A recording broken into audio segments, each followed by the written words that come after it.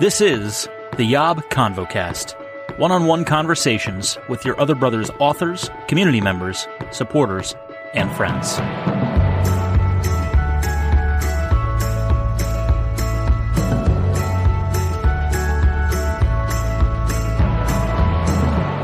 What's up, friends, and welcome back to the YOB ConvoCast, conversations with beloved brothers in our community. And these are always so much fun to make the rounds, as we love to do. And somebody that goes almost all the way back to the beginning. He's been on the ConvoCast a few times now. We've talked about Luca. Today we're going to talk about the retreat, because that is something that we are, I don't want to say fresh off of, because it's been a few weeks now. Maybe it's not as fresh anymore, but it's our first time to talk about the retreat since it happened. And I'm so glad that he's here, because he is literally, I kind of hate it when people say literally, but he is literally one of the only 4 humans on this planet to go to every single YOB camp retreat. I'm one of those humans, and one of those other humans is Eugene Heffron. What's up, Eugene? Hey, Tom. Thanks for having me. As always, we love having you. Our resident artist, our Renaissance man who does such a great job with blog posts and retreat decor. We're going to talk about that today. But how does that feel, Eugene, the fact that you are one of 4 humans to go to every single one of these retreats? How does that feel? It's like, oh, great, I got to be that guy, or one of those guys. But on the other hand, well, it's been cool. I mean, it sounds bad that like only 4 people have been all the other retreats, but I would say, like, I guess it's fair to say, like, most folks, a good majority of folks, I guess you could say, maybe 50% or so have like gone to like at least a couple of the retreats or so. Yeah. Or 3 or 2 or, that kind of thing. But yeah, I get the sense though that you're like, is that going to be you like when you're 70 years old and you're like the guy that went to all 70 retreats? Like, do you want to be that guy? Is that somebody you aspire to, or does that bring a level of shame or something? Or what is going on there? Because I feel a little bit of that. Well, it feels weird. I don't know how I feel about that, honestly. Okay. I'm saying we all think about being 70 years old one day, but right. Well, I guess on one side, if that is the case, if I'm like that one guy who's been to 70, at least it'd be well spent. Because I would have gone to so many retreats, I would have enjoyed them all, I'm sure. Of course. Why else would you go to 70? Before we get too deep in this conversation, Eugene, you see what I'm holding in my hand. This is something that is become a staple now of the ConvoCast. It is the YOB Hourglass. I'm turning it over because we have 30 minutes, Eugene. We have 30 minutes to have a ball here today and talk about the retreat. Maybe talk about some other things in your life if we have time, if time allows. I think that would be fun. But I just wanted to give you that affirmation, wanted to give you that shout out, because you've been to every single one of these, along with Mr. Brian Berger and someone else in our community. So it's a very elite group. And it was just very special because we did an exercise. The reason I know that we've been to all of these retreats is we did an exercise the first night where I invited anyone in the circle to step in if you've been to every single retreat. And so with, 50 people there, it was our biggest retreat yet. Out of the 50 people there, it was a lonely little group of 4 that stepped in. And I think we are like legit. I think we're the giants of the group. Like we are YOB royalty.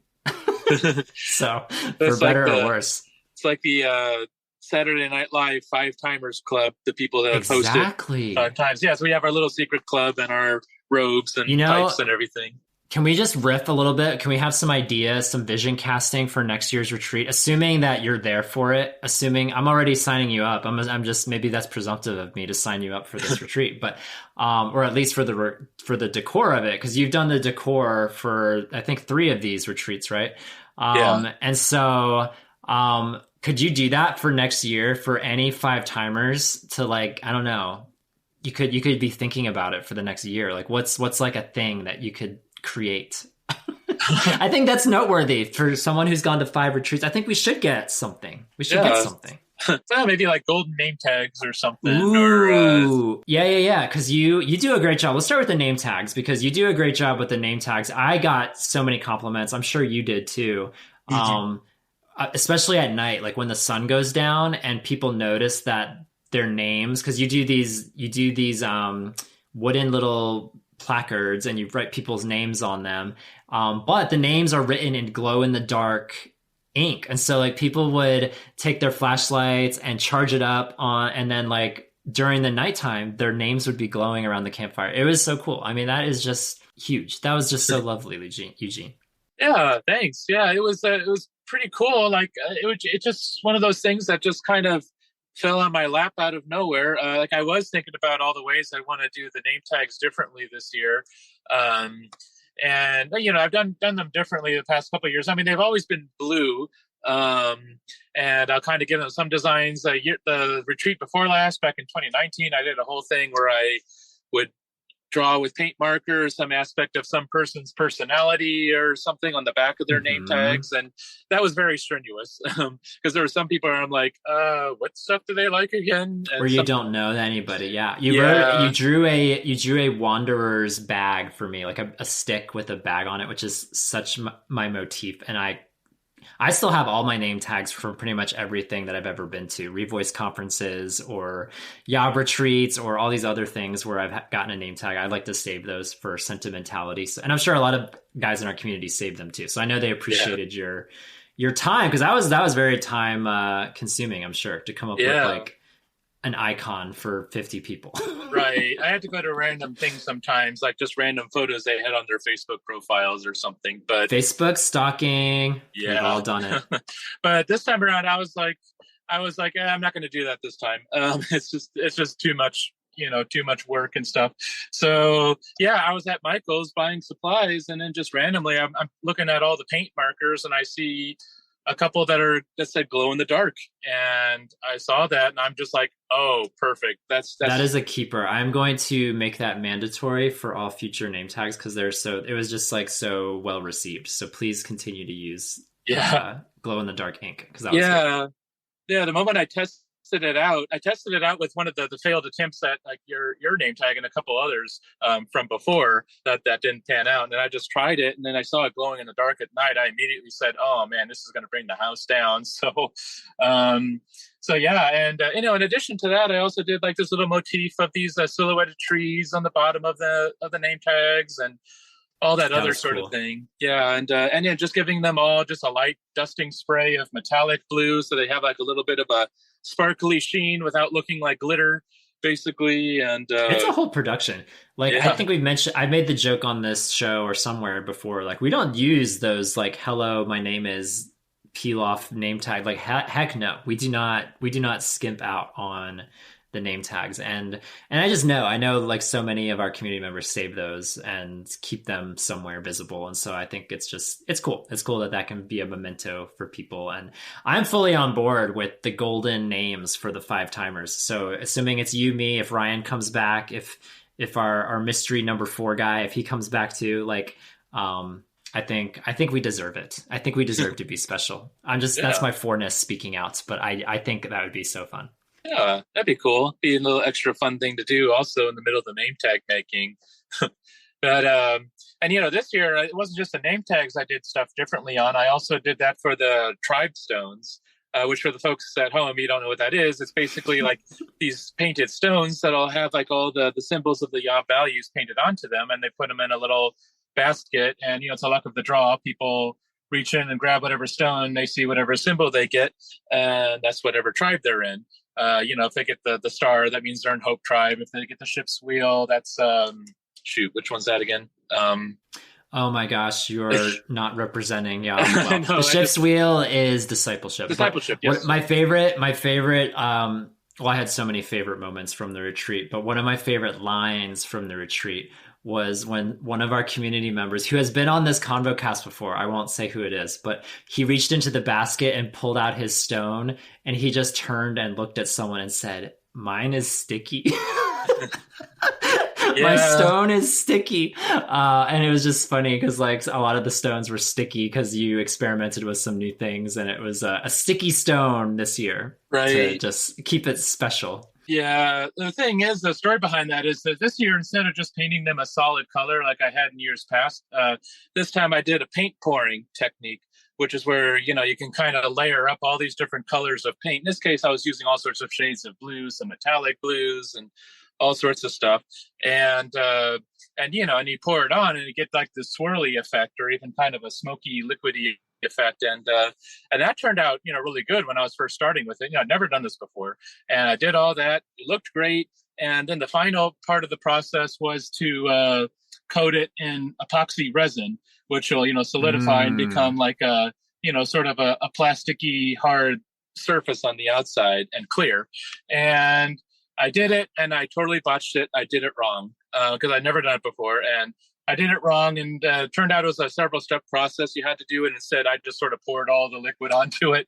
And so when I, you know, got up the next day, and this was the day right before I was leaving for the retreat, they were sticky, they were slimy, extremely sticky and slimy, and they left a horrible residue on your hands, and it was terrible. I was freaking out. I was going, oh no, I just totally ruined the tribe stones. What do I do? And I was really stressing out. And you know, worst case scenario, we just write down all the values on slips of paper and throw them in the basket, and that's what people will have for tribe stones this year. So we would always have, if the stones were so slimy and sticky that we couldn't do anything with them, we would have found a way. There's always an adaptable way. I admire you though for trying something new and extending the artistry of these retreats. I managed to save them a little bit because I think God totally, you know, help me here, because I was spending the night at another YOBBERS house before going to the retreat, and he just so happened to have a whole batch of epoxy resin that I've been using for like home remodeling. As people do. People have epoxy resin just sitting around in their house. Right. And so we re-poured all the stones basically. And I woke up the next morning, took a deep breath, and I touched the stones, and they were a little sticky still, but they were like so much better than they were before. And I'm just like, oh, thank you, God. Hallelujah. So only downside though was that we had set them on these plastic cups to dry, and they had stuck completely solidified to the plastic cups. So I had to like use all my strength to yank them off of the cups, and a lot of the stones ended up with like the bottoms of plastic cups embedded into the bottoms of them. And I just said, whatever, I don't care, just as long as they're not sticky and slimy anymore. Anyway, I gotta get out of here. So, you know, for some reason I keep thinking about that Yobber, God bless him, saying my stone is sticky, and I'm just thinking about, there's that verse in Revelation, if you're familiar with it, where it says in there that we will receive a new name, and it'll be written on a stone, and only we will know what it is, us and the Lord, essentially.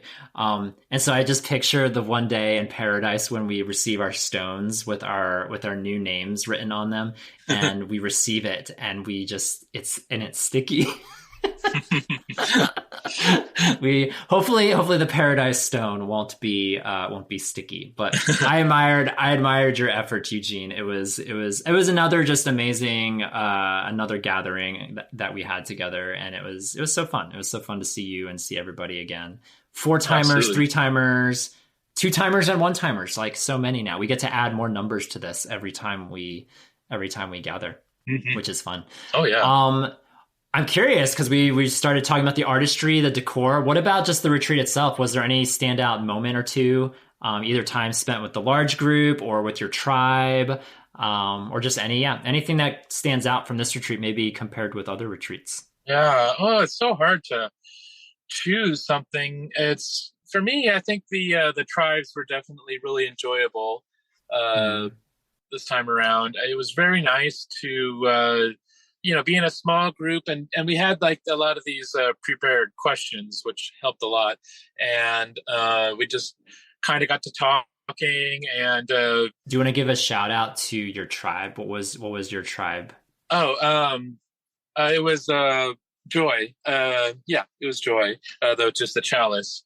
Hold on, Eugene. There were 2 Joy tribes this year. So which Joy tribe were you? It was Golden. So the thing is that, since we had so many people, we had to split some of the tribes up. And so to differentiate between the 2 different Joy tribes, there's a silver chalice in some of the stones and a golden chalice. So we were Golden Joy. So, it's funny that you bring up, or that we're talking about the multiple tribes, because up until this year, we always had, the way we structure our retreats, for those that don't know, we split into groups based on our 7 values. And we used to actually only have 5 values. When we first started, we had 5 values.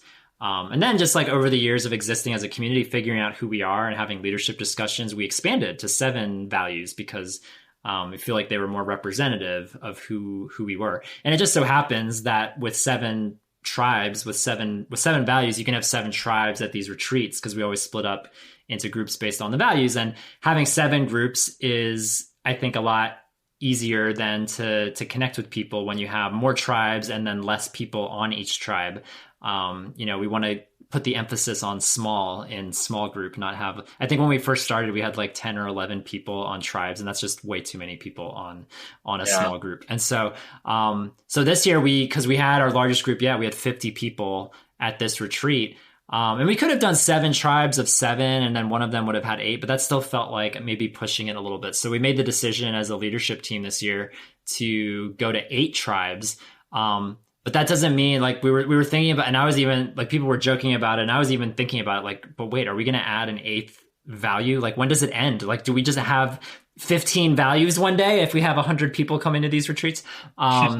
But we just had this cool idea to just do a double down on joy. And so we had golden joy and abiding joy, I think was the other tribe. And it was fun to just like split up the joy tribe and have multiple joys going, because you can never have too much joy in a group like ours. Yeah, but I think that helped, especially when it's a smaller group.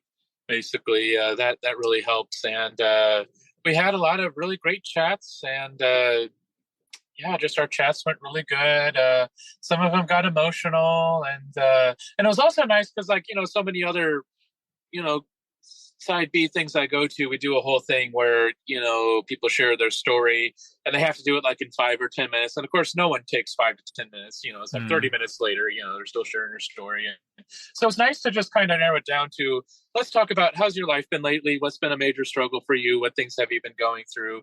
And they were all like, really, all the folks in my tribe, they were all really open to talking about those things and all that, and just talking about stuff going on in their lives. And that went great. And we're already planning on having a little reunion Zoom chat. We might have to wait till after the holidays, but because everyone's busy. But we're already trying to figure out just having another chat. So you're putting it out there. You're competing for the title of like the best tribe, because the best tribe post-retreat stays in touch. I remember, I think it was after the first retreat, actually. It was either the first one or the second one.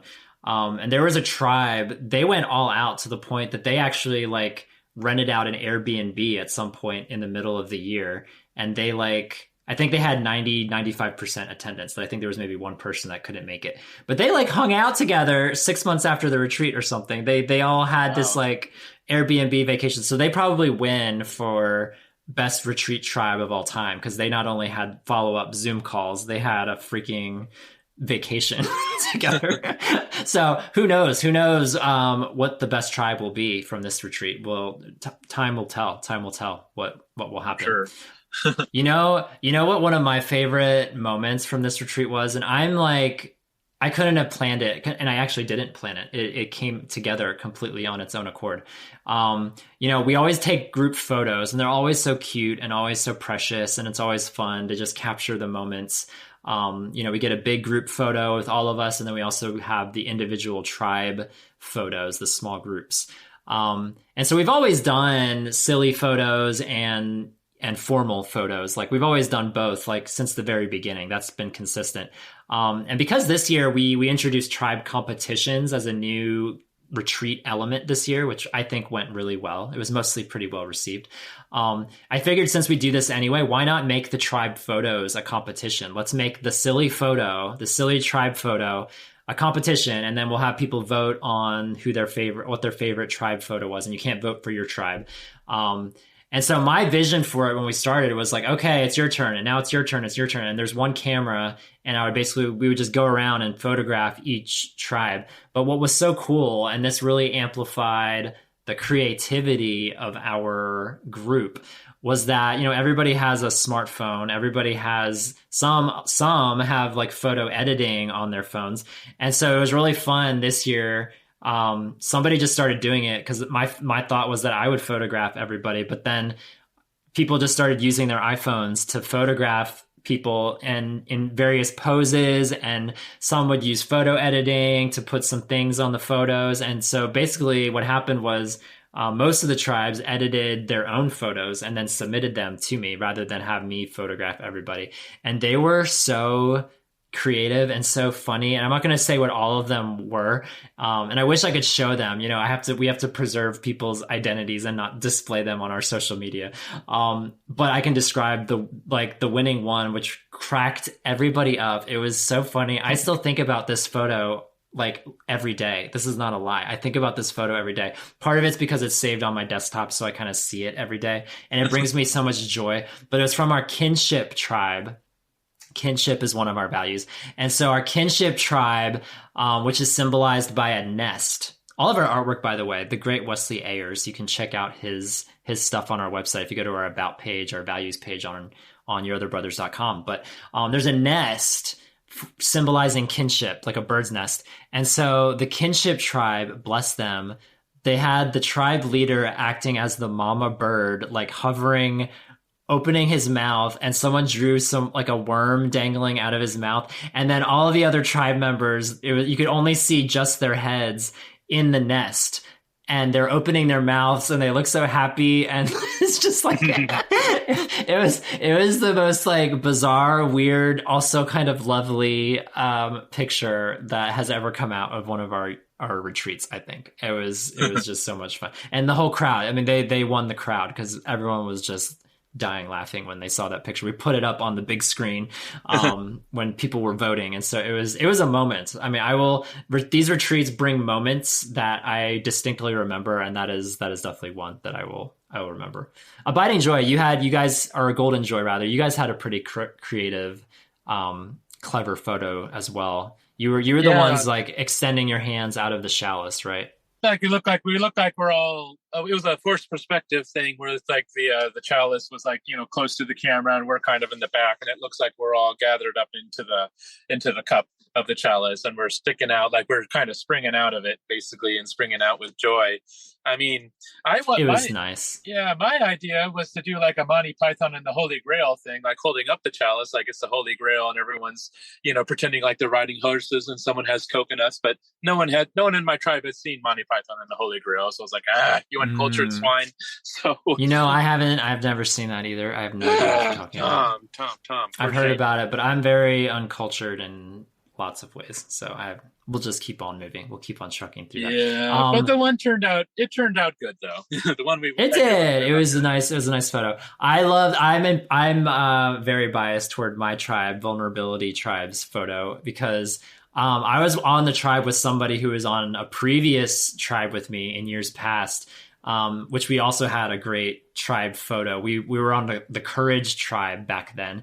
And we all like gathered, we literally raided the camp's toolbox or like tool shed, and we gathered machetes and axes and like hammers and things. And so we were the Courage tribe, and we all lined up holding our tools and like having a fierce, like screaming face. Basically, it was so epic. Great tribe photo. One of our greatest tribe photos in years past. So I was one that's on the Vulnerability Tribe this year with that same guy. And then a slew of all these other people. And he was also very instrumental in creating this tribe photo, because we were the Vulnerability Tribe. They had me sitting down at a table and writing the words "I'm gay" with a quill on a notebook paper. And then behind me, the rest of my tribe, all with different facial expressions, like looking at me or looking out at the camera or looking up at the sky.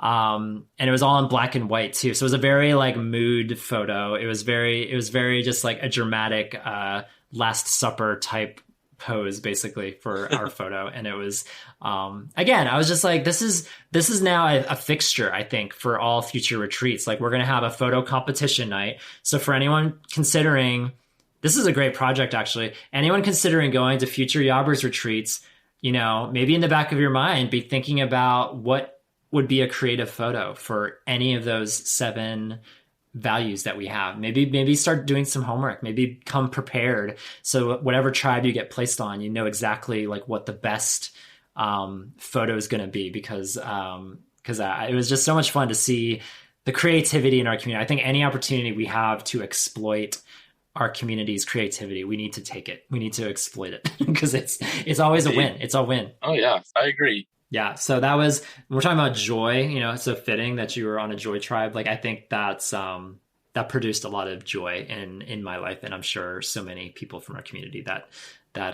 tribe photo competition and just time with tribes in general, not to say that it was all just silliness, because having those times together, like you said, having times where people can be real and share their emotions and talk about what's going on in their lives. Like, I think, more than any other year, this was the year where we got feedback that tribe time was people's favorite block of the retreat. So that was really meaningful to see, to get the feedback forms in and to see that people really went for the organized discussions and all the fun that we had, but then also the time for discussions that we had too. It was a win.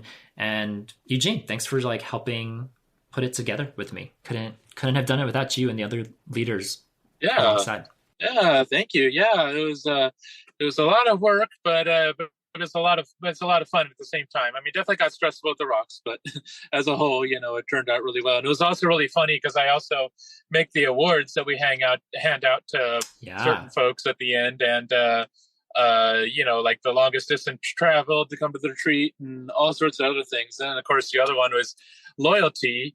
For longest time being with YOB and everything. And, I made the awards, and then Tom, you announced that I had won the loyalty awards. You won. So, yeah. How does it feel? How does it feel to win, Eugene? It was funny because I sort of made myself my own trophy, basically. So you did. I don't know if that's wonderful or sad or somewhere in between, but no, you've been there from the beginning, basically. And so I love doing awards because like we're at a camp, and so it has this awesome feeling. Like we get to end the retreat by distributing awards to people. And it was I knew from the beginning when I checked the records, because I'm very official, I checked the documents and I see when did people join. And I saw that of all the people coming this year, Eugene, that you were at the top of the list as someone who has been there the longest. And so I knew from the beginning that you're painting this award, that you're going to receive it. And so I was hoping you would, be surprised by that. I don't know if you knew that was coming or if you had any idea whatsoever, but I hope it was, I just want to appreciate you because you've been around for, 6 years plus. Gosh, hard to believe. But it's kind of funny. Yeah, I was wondering. I was like, he's gonna go to the second longest person doing it, because surely I wouldn't have made an award for myself. And sure enough, that ended up being the case either way. But it was funny. We'll give you an award for loyalty. Yeah. Although technically, I have not gotten the loyalty award. But we'll skip me. We'll skip me. I'm fine not getting it. That was the retreat. We had such a great time. Thanks to all who attended. If you attended, if you're at all curious about the retreat, if you'd like to learn more, shoot me an email anytime, and hopefully we'll get another one on the calendar before too long. I know that is something that people are not pestering me about. I won't use the negative language of pestering, but they're putting it out there. They're wondering if there's another retreat coming, and who knows? Stay tuned. Eugene, I don't know if you noticed the sand. It's starting to get down there. It's starting to lower. So in our remaining time, what's up in your world up there in the former side B capital of the world? How is life where you are these days? Oh, it's been good. I've been going back to school, and I've been doing a figure painting class, and it's just new for me. I've never really painted much before. Ooh. And for my semester-long project, I'm painting those photos of historic male friendships from that Art of Manliness blog, and where men didn't have any hang-ups about posing in intimate physical poses with their guy friends, and so I've been painting those, and naturally, my classmates assumed I was painting pictures of historic gay couples, which is to be expected when you're one of the few people in the class that doesn't have a nose ring. So, but that's been one thing, and another thing I've done lately is I actually joined a men's support group for porn addiction, porn and sex addiction, and that has been surprisingly really, really good. It's it's a Christian organization that sponsors it, and the thing that's different for me about this is all the other guys in it are straight, And to me, I like that. I'm kind of like, okay, this is different, but this is honestly also really refreshing at the same time. Like this is, usually when I'm telling my story to folks at YOB or the Side B community, I'm kind of preaching to the choir, but this is a little different with people with different experiences. I've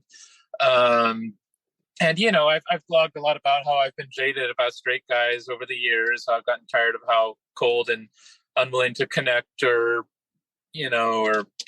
try to attempt friendship or anything for so many years. These guys are not like that. They're very, part of the process is to be vulnerable and share your sexual history. And yeah, they've done that. They've been very vulnerable doing that. Some, have gotten emotional while doing so. And a lot of times when they've shared their story, a lot of them are sharing like I love yous with each other in the group. And sometimes we've hung out outside of the group, and I really like that. It kind of gave me this feeling of like, oh gosh, I feel like I'm one of the guys kind of feeling, because we went out to a bar one night and that was a lot of fun. That was really nice. Yeah. And so I was about to share my sexual history. There was a part of me that was sort of thinking, do I really want to do this and kind of ruin that dynamic a little bit somewhat? But I figured, honestly, it's best policy here. And plus one of them had mentioned that he had a gay friend that he went to a gay bar with one time. But so I figured, well, okay, so there's that. But anyway, so yeah, I did. And of course, it was really difficult because in my case, I mean, I have so many nuances and things that, going on with me. It's just like, well, look, I'm completely attracted to men, but on the other hand, I do want to make it clear I have a conservative sexual ethic when it comes to this thing. And also on the other hand, like, even though I'm completely attracted to men, I've never wanted to have sex with men or never been tempted to have to have a boyfriend or anything. And just, all of these things I had to clear up. And then, I talked to them a lot of the things that I had blogged about, like, a lot of things over nudity that I've had to deal with over the years and all that kind of stuff. And also dealing with loneliness and difficulty making friends and how that can often, lead to me acting out and everything. And so I had to explain all that. And it's kind of funny because on one hand, like, my story is probably the tamest out of all the guys in the group in terms of like, what kind of sexual history I've had. It's pretty tame, kind of limited only to like, some Skype sessions with guys I would meet online. And that was as far as I'd go. But, with all the other guys, it's different, and so much, much more than that, albeit with women. Straight boys are crazy. Yeah. I went to a support group for a while, which I might go back to, but it's just kind of, it gives you a new perspective when you hear some of the other sexual exploits of other men doing other things entirely. And that's not to say that gay men don't do things too, but I know from you and I are very similar as far as maybe sexual histories go. It was very illuminating, just to hear some of the things that some of these straight boys have gotten into. Like they've gotten into some stuff. Yeah. Oh yeah. Yeah. So that's cool that you like have that. That's cool that you found that. Yeah. And they understood everything. And, and basically they, when it was all over, they all gave me big hugs. And I'm talking real hugs, good hugs. And, not awkward Voldemort hugs. They, one guy even like, picked me up off the ground, lifted me off the ground in a big hug and everything. And, and later on, some of them like, keep in touch with me over texts and me words of support, or they say I love you to me, which is, I'm just like, man, never I thought in a million years I thought a straight guy would say I love you to me. That's just so new to me, and that's just been very uplifting, and it's been wonderful. So I'm very glad I've joined that group. So that's been a very big improvement in my life lately. That's awesome. Yeah, you've posted once or twice about it on our Discord, and so that was. And I'm glad we were able to fit that in as the last kernel of sand has run out. I was hoping that we could, talk about that a little bit. I'm glad we could just hear that, because I know, you've written about straight men. I think you had a blog about my straight friend won't touch me or something to that nature. And just having disconnects with roommates or whatever. And I resonate with so much of your story as far as, that disconnect a lot of times with straight men and trying to bridge that divide. And so I think that's just really cool. I think that's cool that you found a place for friendship, a place for support. And I hope it continues to go well. I look forward to more updates on that. Yeah, absolutely. Because the thing that's been nice about it is that I think in a lot of ways I kind of realized I was leaning a bit too heavily on like basically other side B Christian guys for my social circle and support. And don't get me wrong, they've been great. There's been a lot of awesomeness with that. But, Eugene is over you guys. Do you hear Do you hear Eugene? Well, I'm not going to get rid of them. Don't get me wrong. I'm not doing that. Yeah. It's just good to diversify, because there are a lot of things I think straight guys can bring to a relationship that other side B guys can't. You know who you need in your portfolio now, Eugene? Who? You need a slew of women. You need women. Oh. You need a gaggle of ladies to complete your portfolio. I think that's your next frontier. True. Yeah. Well, we'll get there when we get there. I'm still not feeling that at the moment, but maybe later on. Shout out to our burgeoning potential Your Other Sisters community. They are chugging along. Shout out to you ladies. We're having those discussions. So if you're a lady out there and you want to have those discussions with us, shoot us an email, contact@yourotherbrothers.com. I had to sneak in anytime I can find an opportunity to sneak in at Your Other Sisters shout out. I'm doing it. I'm taking advantage. So, thank you, Eugene. Thank you for taking the time to talk about the retreat, talk about, this group, and, as always, just to hear your voice and just to have you on this show. It's always lovely. Yeah. Yeah, thank you, Tom. Thank you for having me. It's been great to be back on. It's just been a whirlwind of stuff lately in this, past 5 or so months or everything. And so it's been cool to, catch up on all that. Absolutely. And we'll be back. We'll be back to discuss Luca 2, where Luca is gay. I'm looking forward to that. We're keeping out for the Luca 2 watch. We're keeping the spotlight in the sky. We're looking for Luca 2. We're all well, maybe you're not looking for it, but I'm looking for it. I'm looking forward to Luca 2 whenever we can get there. Well, it wouldn't surprise me since Disney is trying to jam gay characters into their movies like crazy lately. So and sequels. We love a sequel. That's true. Oh man. Y'all, we're almost here at the end of 2022. I hope everybody has a lovely Christmas. We'll have one more episode of the ConvoCast, I think, to close out the year that was 2022. Can you believe it? Unbelievable. 2023 is upon us. I'm so excited. I love odd-numbered years. For some reason, odd-numbered years make me happy. Even-numbered years make me sad. Why is that? I don't know. But it is what it is. So, until we cast our next convo, the convo that will close 2022. See you later, friends. Bye, Eugene. Bye-bye. Catch you later.